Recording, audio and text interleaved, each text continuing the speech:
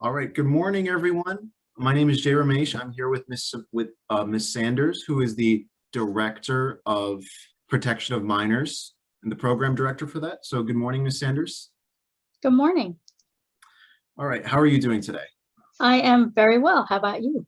I'm doing great. So just a couple questions for you this morning. So Sure. how would you describe your role within the Protection of Minors on Campus program?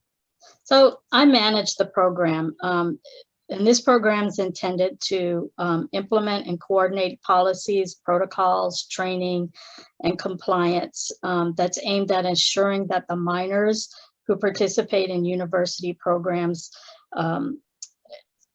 and third-party programs on the university property or virtual are provided a safe and secure environment. I report directly to the Associate Vice Chancellor for Campus Safety. Okay. And so how long has the program been running and how many people do you typically work with each week? So the program's been in place since May 2015. So it's still relatively new and trying to get established on campus. I interact with all departments university-wide, including UNC Medicine and Eshelman School of Pharmacy, Emergency Management, University Council. So I'm in contact with one or more of those departments every day. Awesome. Awesome. And so what are some responsibilities that you and your department have? So one, we develop in communications for the university community and outside providers regarding the protection of our minors policy and the requirements and their procedures. I also interpret and apply a variety of interrelated policies and procedures for all our program directors and our third parties, because sometimes they have to work with other departments than just mine.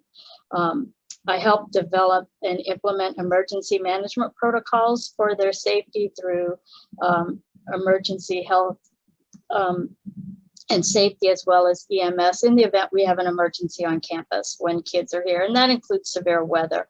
You have some kids in outdoor camps, so if we have bad weather, we have to have a protocol in place for them. I work with various institutional officers to ensure that we're responding to the reports of child abuse and sexual assault in a manner that is compliant with national protocols and state laws. I help develop and implement activities for programs delivering the services to the minors in order to ensure that they're safe and when they're using our facilities or our technology in the case that it's in person. I work with the general counsel to interpret new laws that may affect our programs or whatever. I'm also the department's, or the university's subject matter expert in respect to protection of minors on campus, because it is new and it's something we're doing now. It includes developing and providing training and informational resources to anyone on the university or who may be using our programs. I also prepare teaching plans and materials for child abuse awareness and training, because we're all, as part of the university community, mandatory reporters by state law. So I provide that, but I also provide what to do in the event of an emergency and you have children that you are responsible for. Peer-on-peer abuse, because that's kind of not a new thing, but it's becoming more in the forefront. How to interact with kids online and and strategies to work with minors in person and online as well. And finally, I monitor these programs for compliance. So I've been this summer visiting several of our programs to make sure that they're in compliance and the kids are in a safe environment. Okay, I know your department is also responsible for doing the training for protection of minors. So Correct. Could you give a quick rundown of how that process works? So by policy, everyone who is going to have a program or interact with minors are considered mandatory reporters by law. So I have a training program that's available online on my website that anyone can take at any time. It's a presentation. shows the different types of child abuse and what the signs are, and then how to report it if they see that. And we require it yearly. So anybody who's working with children on a regular basis has to take that training once a year. All right, awesome. And final question. So do you think that the general return to campus in the fall semester will make work easier or more difficult for your department?